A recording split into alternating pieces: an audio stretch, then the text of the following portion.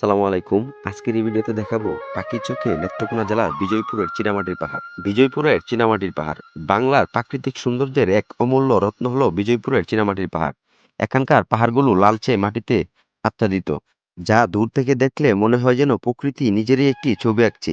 এই মাটির গঠন এতটাই অনন্য যে এখানে দাঁড়ালে অনুভূতি হয় যেন প্রকৃতি নিজেই আমার সাথে কথা বলছে। পাহাড়ের ডালগুলো মাঝে মাঝে হালকা ঝোপঝাড় ও ছোট গাছের ছায়ায় ঢাকা। সকালে সূর্যের কিরণ পড়লে লালচে মাটি সোনালি আবায় ভরে ওঠে, আর বিকেলে সূর্যাস্ত পাহাড় যেন আগুনে জ্বলে ওঠে। এই পাহাড়ের ইতিহাসও খুবই আকর্ষণীয়। স্থানীয়রা বলেন আগে এই মাটি স্থানীয় নির্মাণ ও কুটির শিল্পে ব্যবহৃত হতো।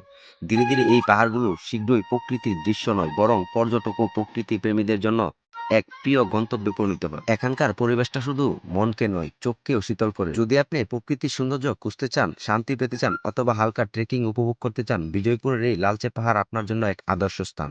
সত্যি বলতে গেলে এই পাহাড়গুলো শুধু দর্শনের জন্য নয়, বরং অনুভবের জন্য এক বিশেষ ধন।